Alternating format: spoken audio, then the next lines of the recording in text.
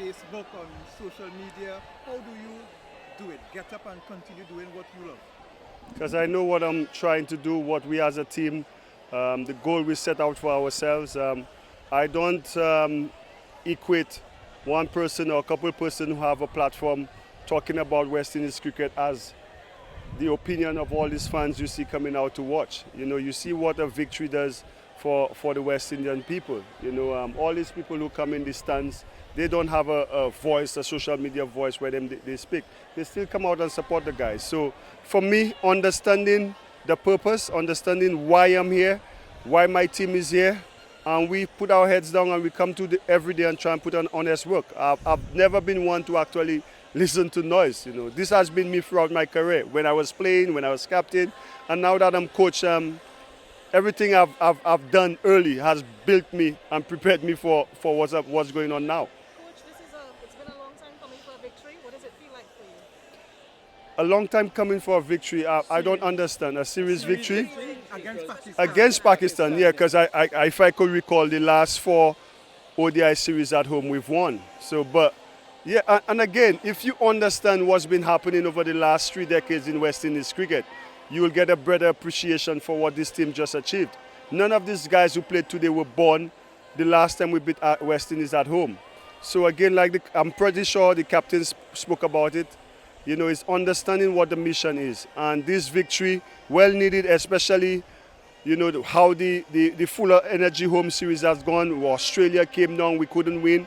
And to see the strength and the mental fortitude and the skill set displayed over the last 2 games, to come from behind and win against a team that we've not beaten in 34 years, that's a remarkable feat. Hopefully that could be a little step in the right direction with all the meetings that we've had and the action plans that have to be put in place. Hopefully that could trigger something. And we have, of course, you have your plan, and of course, your plan you wouldn't expect immediate success. Success comes over time. And you're looking at the 2027 World Cup, and you also talk about not this West Indies, not this test cycle, but the next test cycle. How confident are you of achieving all these plans and ticking the right boxes as you go along? I have to be confident in the plans that we put in place. You know, I also have to be realistic. The reality of West Indies cricket is we were number 10 in the world in ODI cricket. We've been number 8 in Test cricket for donkey odd years. You know, if anybody expected a new coach, anybody, it doesn't have to be me, anybody comes in and will work miracles, Jesus would be coming tomorrow. But that's not going to happen. For me, is putting a plan in place, trusting the process. Obviously, you need support from different areas of the game. We have to revisit our franchise system, you know, for us to be in a position to produce cricketers that are ready for Test cricket or international cricket when called upon. So a lot of things have to go right. But what we could do up here with the ability and the skills that we have is work the best that we can. And that's what we out here doing. You know, Ravi Rampal, Floyd Reefer, you know, Griff, Avnesh, who is the analyst, the amount of work and attention we put to detail. At the end of the day, it's up to the skill set that is discovered to go out and execute. And we will continue to put in an honest day's work, and hopefully the results follow. Yeah, coach, one from you before I go back to Ian. First win at home against Pakistan since 1988, obviously. 4 straight wins in ODI cricket. What has been the transformation behind the team, which I believe is ranked number 1 in the world in 2 of the 3 phases that is categorized in batting in ODI cricket? Yeah, look, when we took over, the analyst Avinash and myself dive into the areas that we were way behind from 2023. What happened 5 years before that, the areas we really had to improve in order to be competitive. What we did now, after that, we discovered the roles that would be required for that to happen. And with the roles, we found the players to do that. Shea Hope moving from opening to the middle, so he could be better equipped to control that middle order, especially versus spin, you know. And you're right.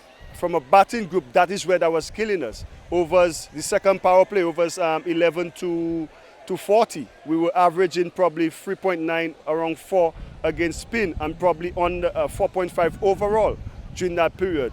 For us to do that within the last 2 years, the last year, to be the number one team in that position, and because we've been able to do that, it gives us the firepower like you saw today, 119 runs in the last 10 overs.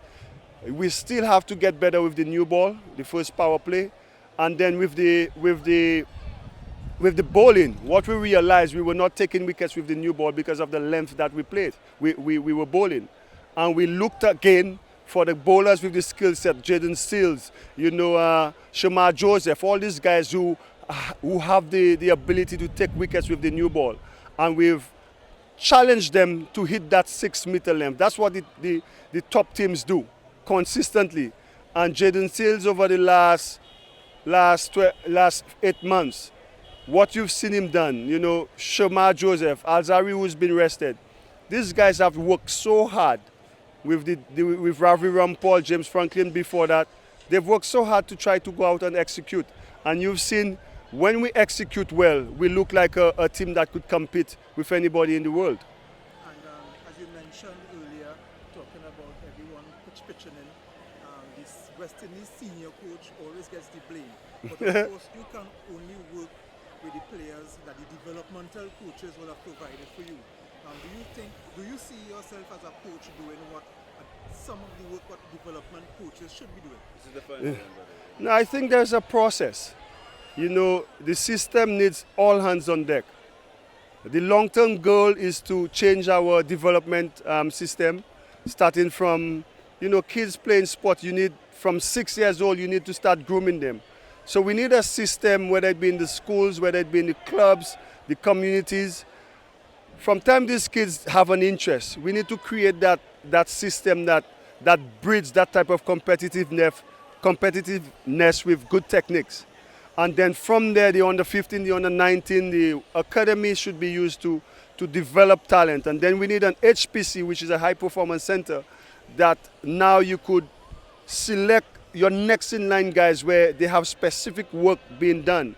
So for me, my job at the international level is hard enough. We need the resources from the regional and even early ranks to start putting everything together, because it's a cycle from one stage to another, so that when they get to the international level, whoever is coach, there's not so much work to be done preparing them for battle.